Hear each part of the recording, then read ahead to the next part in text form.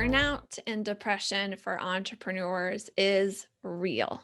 One survey found that about 1 out of 3 entrepreneurs experience the effects of depression, and about half of those, 1 out of 6 in total, experience full on burnout. So, if you're keeping track, that's about 17% of entrepreneurs who will burn out. And that study was from May 2019, long before the pandemic. I've had my own experience here, and I'm going to tell you that story today. But first, I want you to know this. If you're experiencing depression or burnout, it is not your fault. There are so many factors at play. The ones you think about immediately, like social distancing and general uncertainty, but also things you wouldn't think of, like air pollution, totally impacts our quality of life, right? And I'm going to share some ideas with you that are within your control. But please keep in mind, this is a very complex area and you deserve professional help if you believe it would be beneficial. You can get through it and create a better life for yourself. Get the help that you need. Welcome to the Fife Movement. I'm your host, Amanda Neely. This is the only movement that helps our generation create our unique, feminine, and entrepreneurial path to financial independence. And obviously, I'm taking on a pretty heavy topic today. I promise there that will end up with some hope. But we have to be real, right? Some have started to call our generation the burnout generation. There's even a book all about it. And there's also lots written about entrepreneur burnout. The struggle is real, realer than a lot of people realize because it's not being talked about nearly enough. And I don't think I've told anyone this before. So here's a moment of super vulnerability. There was a point in my journey when I started taking online quizzes to see if I was clinically depressed. I knew I was overly sad, unmotivated. I really didn't feel like doing anything. And sometimes I would even want to run away from everything I created and everyone I loved and just start all over, maybe in like a foreign country where nobody knew me. Those quizzes were clear. I was probably depressed, but I didn't need to go check into a psych ward or go on medication. I just needed to do some self-care. But what I couldn't sort out was what self-care even is and how to do self-care when you've got a business to run and a life to live, right? So since then, I started taking some small steps here and there to avoid burnout. They were very simple shifts, like one night just off, right? And then add on a morning to spend in solitude, and eventually, take a week's vacation, kind of build up to that. Ultimately, though, the number one thing I think is crucial to avoid burnout hit me like a ton of bricks when I was at a panel discussion about food sustainability, of all things. And one of the panel members said, if it's not profitable, it's not sustainable. He was trying to make the point that the sustainable food movement would not last very long if they couldn't figure out their business model. But to me, it also meant if I and my business aren't profitable, we aren't sustainable.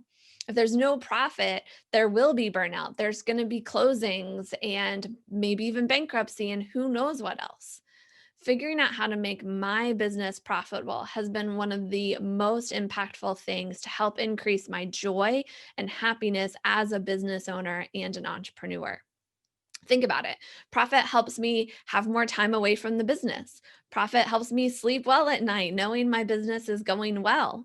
Profit has brought me a lot of peace of mind, especially in the midst of this pandemic. Now, in the last 2 episodes, I shared how this concept and book called Profit First has taught me a lot about my own self worth and my ability to create positive change through having a truly profitable business.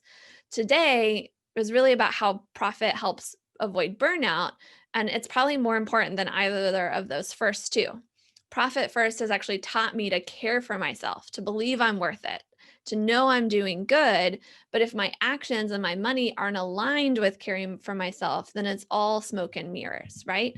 I needed the Profit First system. I needed to actually implement it. I could believe I was profitable or believe I deserved profit. I could see that profit could help me actually make a better impact on the world around me. But I then needed to align it. I needed to figure out how to implement, right? How to actually have the profit. And that was really started for me with self-care of all things. It wasn't about increasing my sales and, reducing expenses. It started with saying, I need to take care of myself. I need to make sure I don't burn out. And that was really my motivation for getting started. So here's my invitation to you. Do you believe you're worth benefiting the most from your business? Do you believe you can make a bigger and better difference for others if you have more and more profit for yourself? Then, are you willing to align the money in your business so that you're creating sustainability for yourself and by extension, your business? Are you willing to start aligning your money to help you avoid burnout and keep going? And like we'll talk in the next episode, the ripple effect here on your family is going to be huge. But I want you to stay today thinking about yourself. And I do have to tell you, it's not going to happen overnight. It can take 2 years or more to take a business that's causing burnout and turn it into a joy giving operation.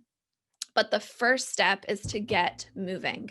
And I provide some really good first steps, actually, just in day one of a mini course that I've put together for you that goes over kind of the basics of what I would share with you if we had an afternoon to sit down together and me to share with you the things that have influenced me most with my personal finances and my business finances and how they've shaped my journey over the last decade or so. So this mini course is my gift to you.